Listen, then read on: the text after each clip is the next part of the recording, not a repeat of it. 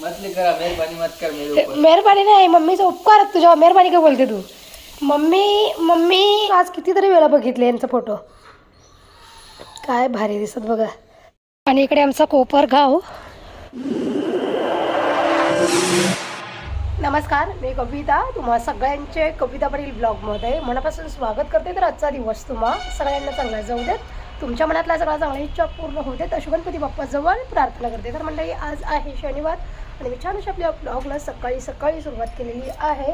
आणि तुम्हाला दाखवते मी चिन्मयाने काय करायला घेतले. चुलीजवळ चूल पेटवायला घेतले, पाणी गरम करायला. कारण का मला ना बरंच वाटत नाही, त्याच्यामुळे मी थोडीशी लेट पण उठली.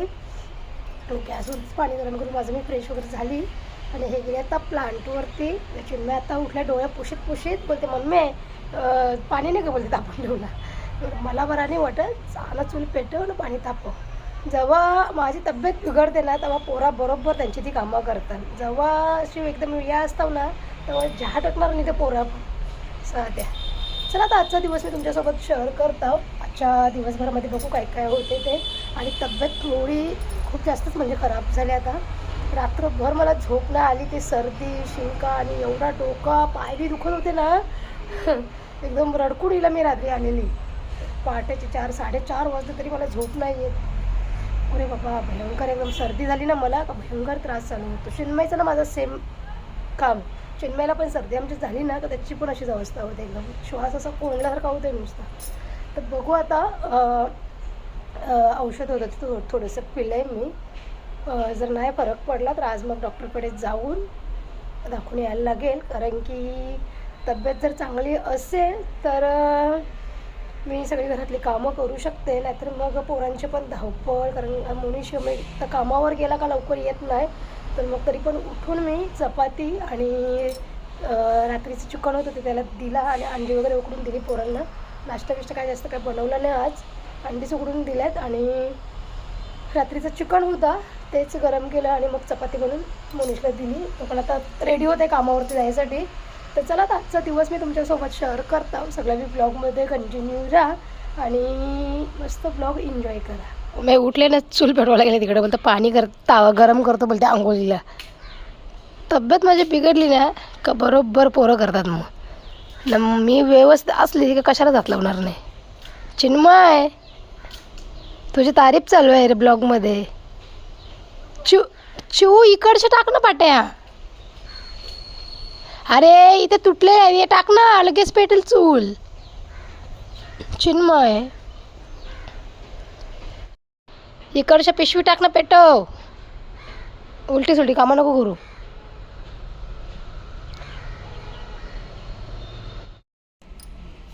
कांदा का टोमॅटो कापून हात दुखायला लागला. कोण लको बाबा, त्याला तिथं कुठं बांधून ठेवलं चिन्मय? ते प्लायला चुकान द्या. हो, तिथं नाही मी सांगितलं. भगवान, हो, एक अंडा फुटला. चला, आता अंडी पण झालेलं उकरून. मस्त मीठ आणि मसाला टाकले.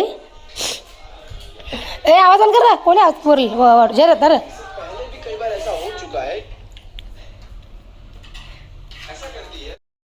घे चिन्मय तुला. हा का आला म्हणजे त्याला अंडा दिले का? तू का ट्रायलर झाली का त्याचा? तो खायापुरतात बरोबर ऐकतं. मी पण अंडी उकडलेली होती, त्याच्यातून एक अंडा खायला घेतलं आहे. आणि आता चहा ठेवल्या माझ्यासाठी. हे पण आता येतील प्लांटवरून. आणि पोरांना नाश्ता बिष्टा देत मग माझं सगळं लेट झालं थोडंसं. आता देवपूजा वगैरे आवरली ना. आता बरं उकडलेली अंडी खाते ना, मग चहा ठेवल्या एकीकडे. तोपर्यंत हे पण येतील प्लांटवरून.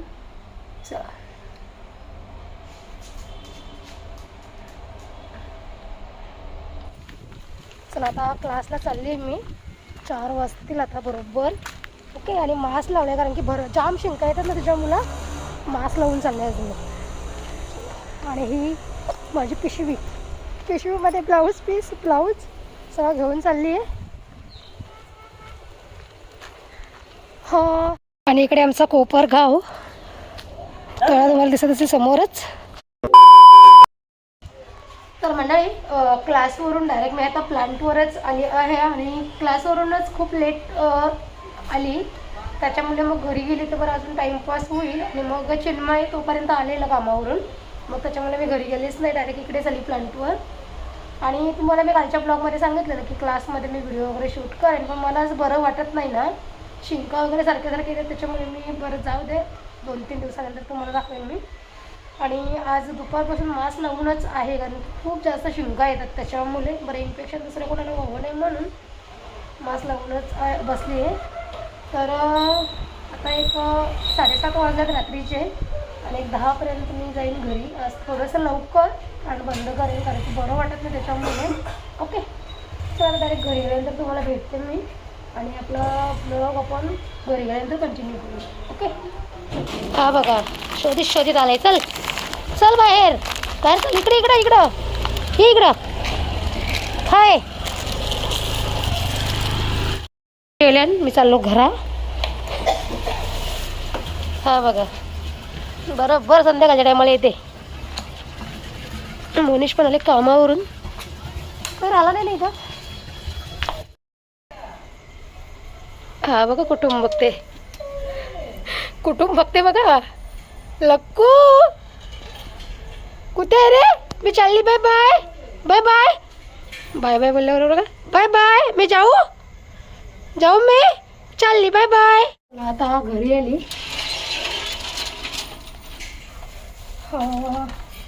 आता घरची ड्युटी चालू होईल. काय बघू पाय मंडळी. आता प्लांटवरून आली घरी आणि चिन्मयला काल करून सांगितलेला कांदे कापून ठेव बरं. हाणलेला कसा लागत ठेवलंय पार्सल आले तो. तुझा काय आहे तुझा. चला आता बरं रेडी होते, जरासा फ्रेश वगैरे झाली मस्त. आणि आता चाय ठेवते एकीकडे. आता चहा पिवायला मस्त अद्रक घालून बनवले चहा. नाही तर मोनिशने काय ऑर्डर केलेला काय माहिती, पॉवर बँक, त्याचीच काहीतरी ओपनिंग झालं नाही. या बघा माझ्या गोळ्या. हे तू काय बघतोय, कशा बघतोय तू मम्मीच्या तोंडाकडं. मी मम्मीची आहे बाबू तुझी. हो कशा दम टाकते. हो सोनूल्या तू कोणची वाट बघते दरवाजा मागू बसूनच्या. दादा येईल, दादा फोनवर बोलते, बाहेर इकडे ये. चहा पिऊन घेता ना मग जेवण बनवायला घेतात. लगेच आवाज कमी ठेवा का, माझा डोका दुखते बरं. सरळ गोधडी घेतलं झोपून जा, मग काय करायचं तर करा तुम्ही. आधीच सांगतो तुम्हाला मी. नाही तर तुझ्या रूममध्ये जा ना, तिथं तुला किती तमाशा घालायचं तो घाल जाऊन जा. बरोबर लॉक करणं जा, फुकट मार खायला जा. एकदम आवाज कमी ठेव, नाही तर तुझं ते हे घाल ना एअरबड्स आणल्याला ठेवल्यानं दे घाल ना, तुला करायचं कर ना. आवरा पबजीचा गोंगाट सोडते ना, डोक्यानं घुसते तो आवाज डायरेक्ट. चला आता असो या आता मस्त याला तुम्ही बी.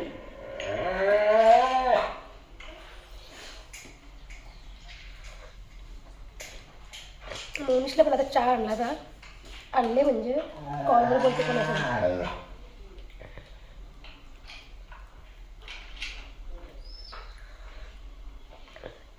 बरं वाटते जरा अद्रकचा चहा पिते ना, कशाला बरा वाटते बाबा.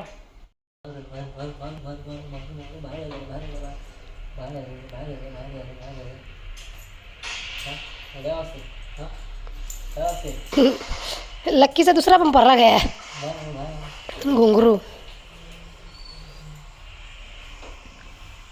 त्याला ज्या आतमध्ये त्या दिवशी आणलेला तो पण भरला त्याचा कुठं. आता यो पण त्याचा निघले घुंगरू. तोंड बघ एवढा मोठं बसते, तर जबरा एवढा मोठा चिन्मय अख्खा माणसं या घुसल आत घुसल. नको दादाला बुकर आपल्या बुकर नको, दादाला बुकर कर बू. चावणारच नाही तो, फक्त जबड्यामध्ये तोंड घेईल, आत घेईल, चावणारच नाही तो फक्त ऍक्टिंग करत जावाची. चाव बाबू चाव, दादाची चावा घे चावा घे हां घे. नाही फक्त जबड्याने ठेवते तो हात त्याला पण माहिती आहे आपली माणसं हात चावला तर जेवायला भेटणार नाही परत.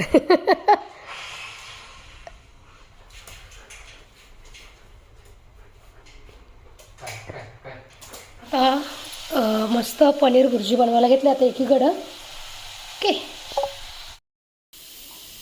इकडे बघा यो बमच्या कौशा पबजी गेली तुझा गहू जेदा रेन चापट ठेवून जाते एक मी तर मम्मीला त्रास देते.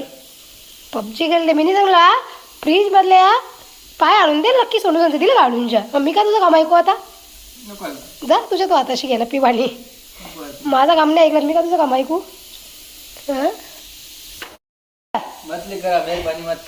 मेहरबानी नाही मम्मीचा उपकार तुझ्या मेहरबानी का बोलते तू. मम्मी अशी गोष्ट का ती तिच्या पोरांना म्हणजे त्रास होईल असं काहीच करणार नाही समजलं ना. तुम्ही पोरा बायका आल्या कच बसला नेऊन ठेवता आश्रमामध्ये वेगळा ठेवता. हां आई बाप तुमच्यासाठी आवरा सगळ्या काही गोष्टी करतं मग तुम्ही लगीन झाल्यावर एक आई बापाला नाही सांभाळू शकत. अशा बऱ्याचशा ठिकाणी मी बघले क त्याला आज बापाचा कटाला येते बायको आल्यावर. अरे त्या आईचा उपकार मानायचं कवा पण आज तिच्या मुलं तुम्हाला आवरा सुंदर जग बघायला भेटते. उठला बघा बोलायला लागल्यावर उठला लगेच लाज वाटतं का मी बोलायला लागल्यावर. मंडळी आता पोराबिराने जेवायला दिला मी लक्की सोलूला पण दिला. येवी आता वेळेला प्लांट वर्षन मी आता काय करते जरासं झाडू मारते कारण का जाम पोराबी कचरा गेला आता नुसता झाडू बिडू मारून गेले त्याच्यानंतर मग जेवीन. आता वाजल्याबरोबर 11:15 रात्रीचं प्लांट वर्ष आलो मोनूच्या सोबत मी आणि फ्रेश होऊन चहा वगैरे पिला ना पनीर भुर्जी बनवली ना चपात्या लाटायला घेतल्या ते मी.